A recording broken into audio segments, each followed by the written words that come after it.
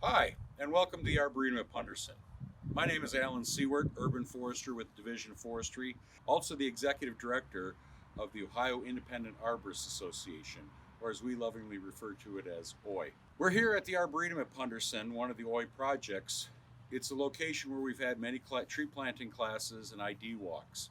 Unfortunately, this year we had to cancel those walks, and so as an effort to try to educate you and provide some of the information that you would have received had you been able to attend the class, we're going to produce YouTube videos we're calling OI at the Arboretum. We will try to provide you the information you may have learned. However, for those of you who have joined us before, you're going to watch this YouTube video and go, I learned a lot more in person. And we understand that. And as soon as we can, we'll get back to doing it in person. But for now, enjoy OI at the Arboretum. Transporting any live plant is crucial to tarp it. Put it in a container truck, put a tarp on it, put a windscreen on it. These buds are full of life. When you're driving 75 miles an hour down the highway, that wind speed will desiccate, dry these buds out, and kill them. Tarping them is absolutely crucial. For bare root trees, we also want to make sure that we tarp the root system. And so these trees were wrapped up like a burrito. When we take the tarp off, there's our root system protected, not dried out, still nice and moist, ready to be planted.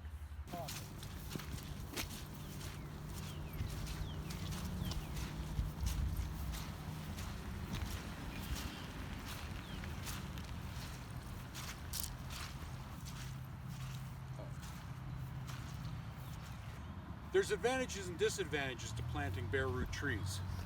One of the advantages is they're lightweight.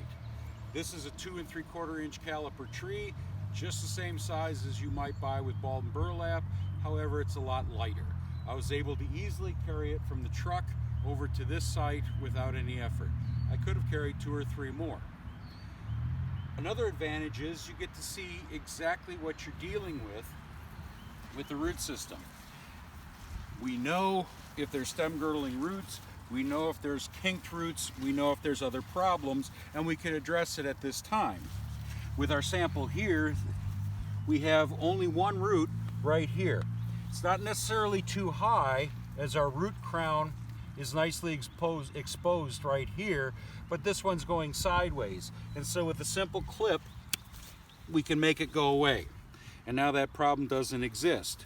We can straighten out roots that have come back and make sure that all of our roots are moving out and away from the trunk of the tree when we plant it. With all trees, this is your opportunity to take care of the top before you stand it up. When we're planting, these artificial or human tags on it need to be removed. If you need to remember what the tree is, write it down. Don't leave it on the tree. These are easily girdle the branches when the tree gets larger. This is also our opportunity to take care of some of the top of the tree and looking at some of our super dominant branches and do a little bit of pruning. And so what we're looking at is co-dominant stems and super dominant stems. On this particular tree, we have 2 super dominant branches. This large one coming out here is getting rather large from the top. Also, this one up here is becoming co-dominant. Now, I'm not going to remove them all because I need some of that leaf area found in the buds, but I'm going to subordinate it. So I'm going to come back, I'm going to subordinate this branch back to here, and I'm also going to come in here and do the same thing by taking this one off, right here. Now we have some elevation difference between these super dominant branches and the top, and it's a lot easier to do when it's on its side than when it's standing up in the hole. Take care of it now, you won't look like a fool. This is what we call a pointy shovel. It's spade shaped, it's got the point at the tip and the edge. It also has the foot locations right here to press down. This is not a tool that you use with your hands, it's one you use with your feet.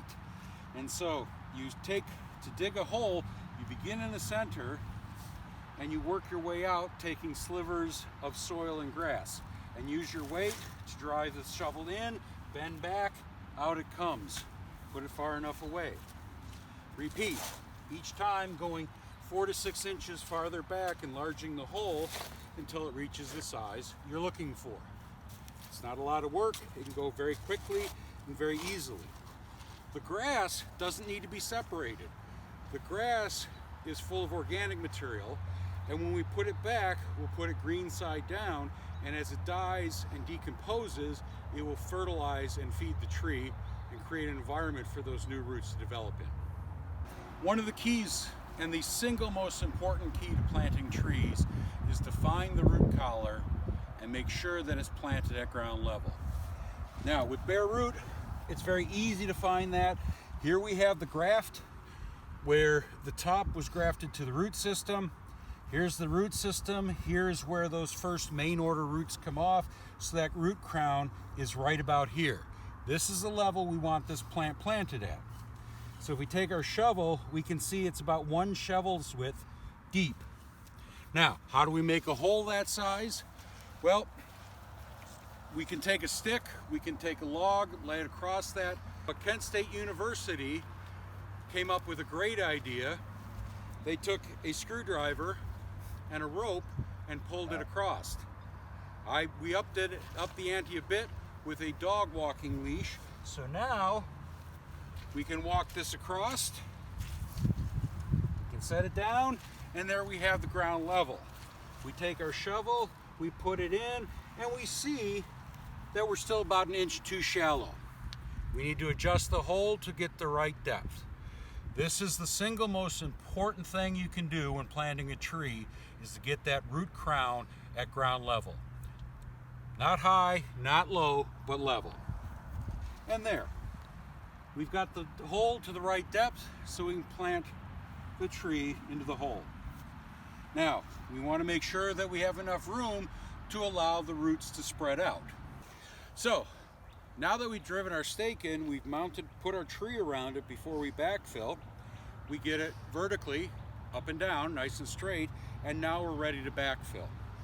Now, you can see from the pile of dirt, we had to scrape into some of the yellow or reddish colored soil underneath. Below that A horizon, we want to backfill with our darker soils, especially that stuff with the grass in it. This is one of the downsides of bare root tree planting. We have to get down, we have to get dirty, we have to break up the soil and backfill it in and around the roots, straightening the roots as we go.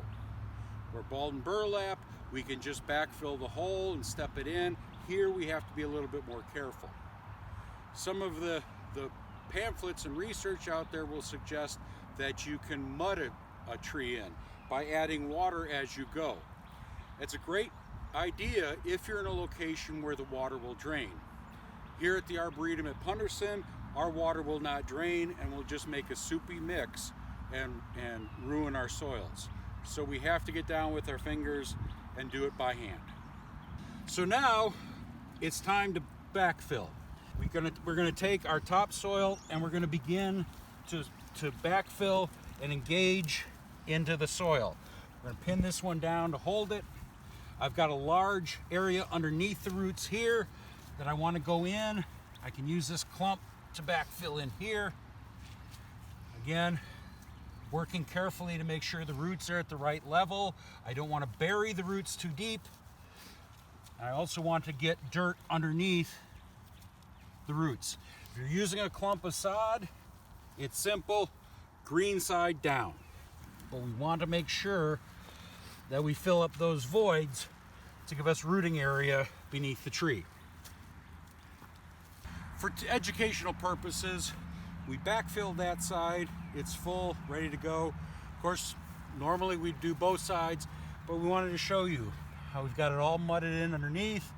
Our roots are all straightened out. Some of them are deep, some of them are shallow, like a typical root system. So now we'll complete the job by filling in the other side. And there, the tree has been planted. We've got it backfilled in. It's straight up and down. One of the things you should notice is how the root crown, where the main order roots begin to flare out, is visible from ground level. For any of you who have received a grant from me for tree planting know that when I inspect that tree planting grant, I need to be able to see that flare from the passenger seat of your vehicle traveling at the posted speed limit. If I don't see that, it's not planted right. If you're hiring a contractor to plant any tree, do not pay them until that flare is visible like that.